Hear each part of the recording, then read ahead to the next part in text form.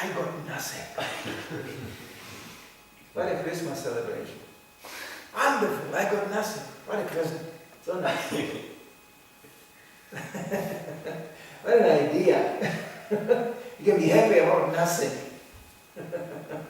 Now in reality it doesn't work like this at all. I want to go now in Dalai Lama, but there are reports from his travels that he definitely likes something. He likes something and something he doesn't like. What do you mean you like something and something you doesn't like? It's all illusion anyway. Why are you discriminating? Let it all be. Why are you engaging in political struggle? Free, Tibet. Free the Tibetan monks, the Buddhists, from the Chinese occupation. Just let it be. This is all nothing anyway. But it shows that it's not true that Buddhists think nothing. Yeah, of course, it's impossible. Yeah. Exactly. It's just an idea. It's just an idea. Ideas you can have many. I tell you quite frankly, I feel today like I would like to have wings and just fly out of Copenhagen and forget it. Okay? So I just wish I could have wings. Maybe I will conclude it's a good idea. I actually feel my wings are growing. I feel it. I have some itching in the back there. I feel they are growing. I think they are growing. I believe they are growing. And finally, the intense, meditation brought to me the realization, I have wings, I can fly. Hare Krishna, I'm flying. And I would go, in Copenhagen to the shopping center, I would go, I'm flying. I can see it. You know what happens? They will call ambulance. And they will go, yes. We have a whole house full of people, they are all flying. This is how people live. Everybody has a dream. Go in a shopping center, I can show you. Everybody walking there has a dream. I'm a big man. I bought a big jacket. I'm a strong man because I have a big jacket. I'm a beautiful woman because I painted my face like this. Everybody has a dream what he is. The only problem is nobody knows what he is. It's just ideas. It's a whole collection of ideas. And they know it. They know it. You study it in an economical school. If you want to sell something to people, then create an idea. The whole advertisement is full of images, completely irrational thing. Run, you'll be free. Buy Nike. You'll be a free man running. The only problem is you don't have the shoes yet. So buy the shoes. And then you will be free, you can run. You will be special. You will be unique.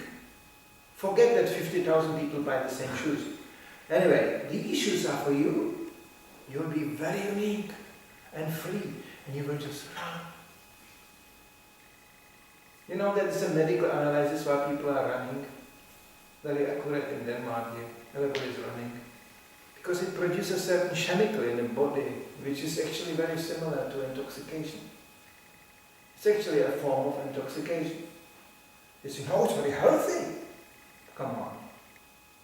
They run even under the most disgusting circumstances just to get the taste of that chemical. That's what it is. Intoxication. You have to get high on something. That's probably the most harmless form of getting high on something, but it's the same idea. Just ideas available. So Krishna consciousness is not about getting ideas.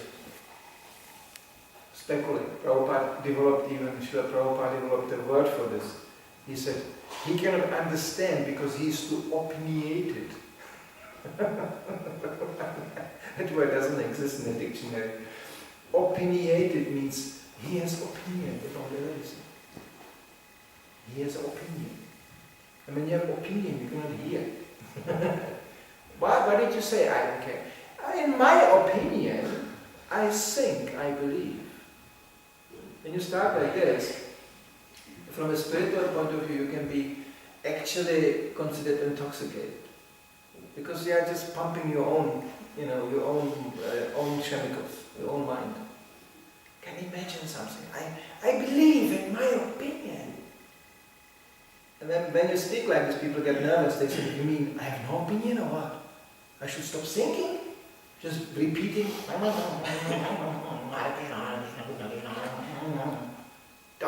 Don't have an opinion. Of course we have opinion. But that opinion has to be powered by intelligence. There's thinking, and then there's intelligence which directs the thinking. What shall I think and what shall I not think? Here in this society you learn you can think anything. Go to university, think anything. Study anything. Don't conclude anything. Just collect opinions. This is actually studies. I know some people here, they go in universities and this. And they were trained from Krishna consciousness to conclude. Because this and this is stated, and this is logic, therefore it is like that and that. So this devotee who did that, he started his first year in university and he said, well, because of this and this and this, it is like that, like that. The professor got immediately upset. You cannot say this. You cannot say it is like that. It could be, but there are also other opinions. So study means that you say, he said like this, he said like that. And he believes like that. His opinion is like that. Therefore it could be like this, like this, like this, or maybe like that. Thank you very much. That was the end of the studies. In other words, by the end you studied, you don't know one thing. You just know what other people said, but you don't know anything. What does it mean? What is the conclusion? What is right, what is wrong? How is it? No, don't say how is it. It could be. But in a real life, it's not like that. This is all just ideas. In real life, people make decisions. Of course they make decisions. I want this, I don't want that. Like example, they say, don't make any opinion, decision. Be open. He has opinion, he has opinion. They have opinion, they have opinion. There is no ultimate opinion. This is my ultimate opinion. Oh really? You just said there is no ultimate opinion. You cannot express the ultimate opinion. This is my opinion. You see, you cannot avoid that.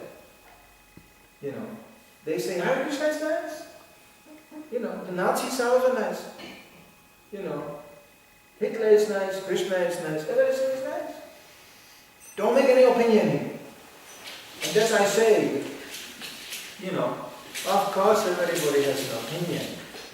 So we don't hide any fact that yes, there's an opinion. But actually it's not my opinion, it's Krishna's opinion. And when you study Krishna's opinions, you start to more and more understand that this is actually a quite interesting opinion. Very difficult to defeat. Very difficult to change. Because it's happening. It's a law. Law means something you cannot change. Not like our law here. In the material world, laws can be, depends on the lawyer or liar, whatever they call it. A lawyer comes and, yeah, I can see it from this point of view. If you're a good lawyer, you get either no punishment or very little punishment. So this is all relative. Krishna's opinion is absolute, means cannot be changed. It's a law. And we can prove it. Like everybody has to die. Nobody can have an opinion about that. Well, I don't feel like dying. Let's talk about it. No, you are dying. Finished. I don't feel like it's going to rain today. Well, that's your opinion. Great.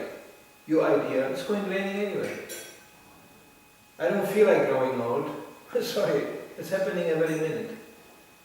This half an hour we talk now, you never get back. It's gone. And Krishna says in the Bhagavad Gita, I am the time which is taking you. You are dying every minute. And you think, wow, this is too drastic. Oh, I don't agree with this. Doesn't matter. 30 minutes passed, you are 30 minutes older. The clock is ticking. You will die. So therefore we just simply accept logically what is there. how Krishna arranged it. And we study actually, that's the interesting part. How did he arrange that? For what reason he arranged that? And what is our position in the whole thing? Once this is understood, we can make our life quite easy. At least we cannot make it worse. Therefore, this Krishna consciousness is, without sounding arrogant, the ultimate way to actually improve your life, to actually do something in our life, to actually live, even in this world, which is a world of distress and pain.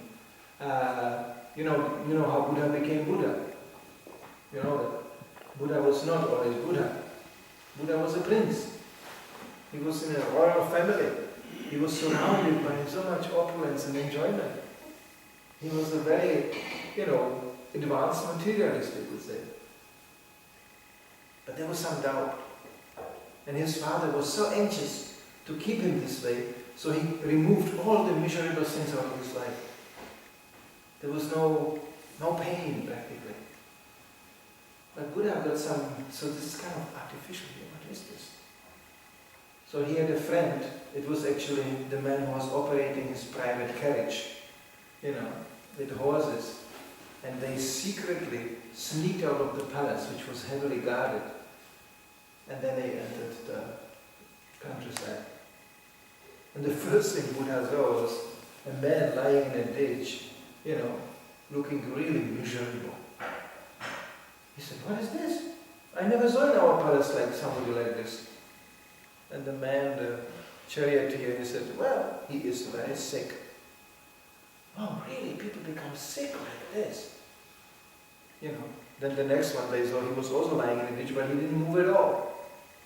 So he said, "Oh, what is this? What is this?" He said, "Well, he's not sick anymore, he's dead." In India, you can see things like this being quite publicly displayed. Then he saw a man running around completely in despair. He said, "What is this? He's really unhappy."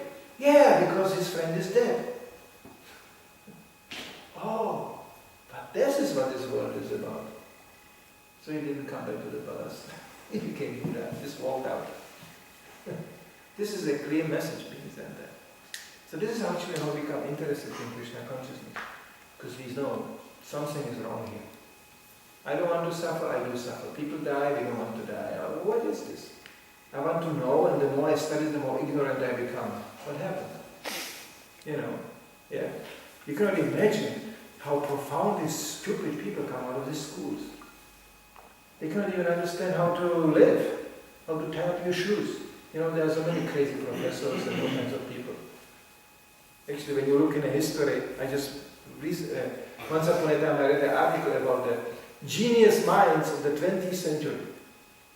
And it was quite biographical. So it went into details how these wonderful philosophers and scientists, how they actually lived. It was like a collection of psychopaths, all of them. He had this habit, like maybe you heard about Darwin, yeah. It was very difficult to associate with Darwin. He was talking like a drunk almost sometimes. He was abusive to people and he passed bad air all the time, in an uncontrolled way.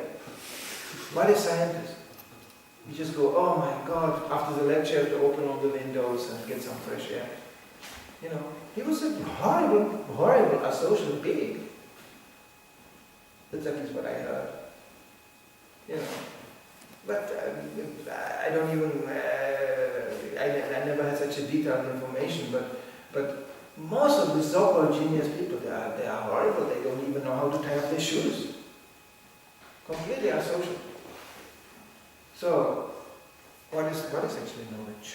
What does it mean? Well, that's the way you act, that's the way you socialize with others, that's the way you see things, where they come from, what they are meant for, and how they should be used. This is called Krishna consciousness. There are some questions to this, or some comments? In the regard you talk about the geniuses never behaving horribly in that way. Maybe one can make a comparison to the geniuses that we have descriptions of from the there this guy has been very, very, very nicely behaving and having all good personal characteristics. That's the thing, personal characteristics. Our spiritual master Srila Prabhupada, he said even, we don't even care what is spoken so much. First we care who is speaking. You see? You have books, people read books, oh, they don't even know the name of the author. You know, like Hermann Hesse I mentioned. You know, oh, what a wonderful poetic literature, and sounds almost spiritual. Wonderful, wonderful. You know, by the end of his life, he went insane. And he was so popular. He was living in Switzerland, in a remote house in the mountains. There was thousands of young people, like on pilgrimage, going to Switzerland to see the holy Hermann Hesse. They read the book and they're going, this man got it really figured out. It's fantastic. There were special trains organized just to go to Switzerland to see Hermann Hesse. When they arrived at his door, his wife opened the door and said, sorry, you cannot see him today. He is mad. They're going, oh, that's very special. What does it mean? And she said, I don't know, but he's mad. Then they went home again. That was the end of the pilgrimage. This doesn't happen to you when you read Srimad Bhagavatam. You read the Srimad Bhagavatam, at the end the author of Srimad Bhagavatam went mad. For sure not. For sure not. Because just by reading it you become sane. So what to speak of the author? So, you want to know who is talking. There are so many people talking so many things. And that's a principle. Don't believe Hare Krishna immediately. Maybe he's just talking. See what he's doing. Check it out.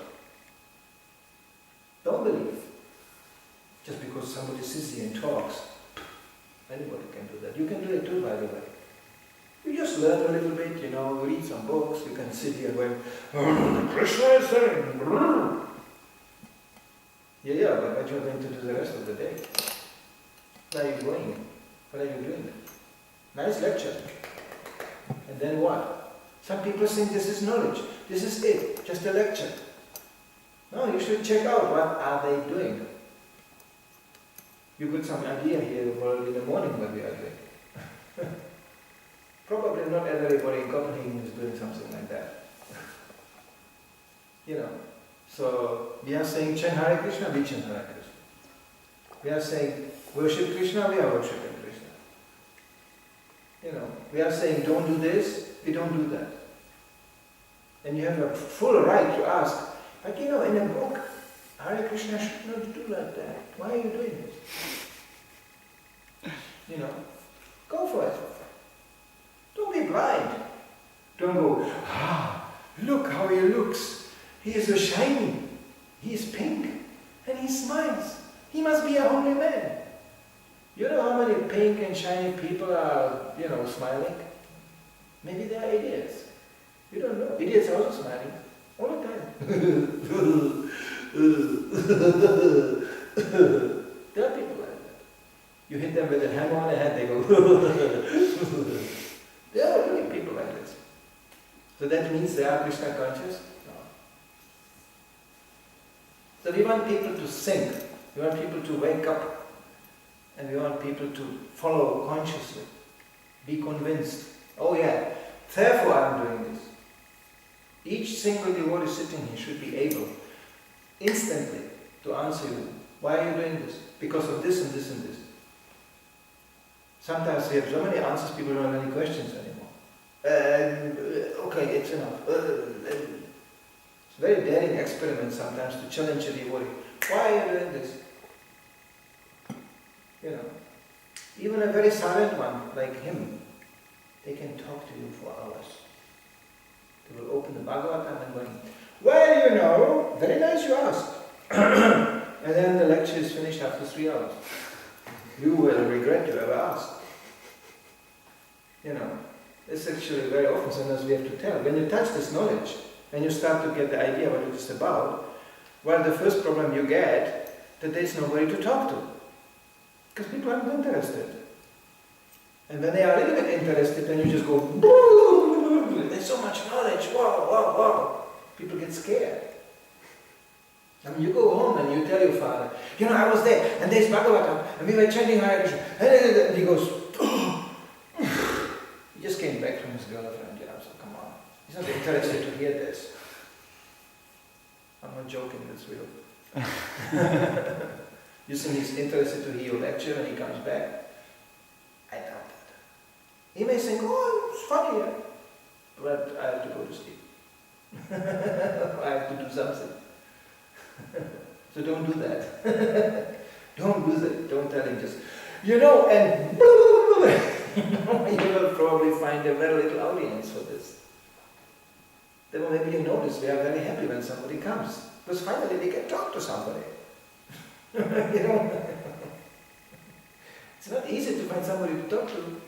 Because most of the people go, what? I don't know. I have to go to work. Yeah, we are working too. So be careful with the knowledge.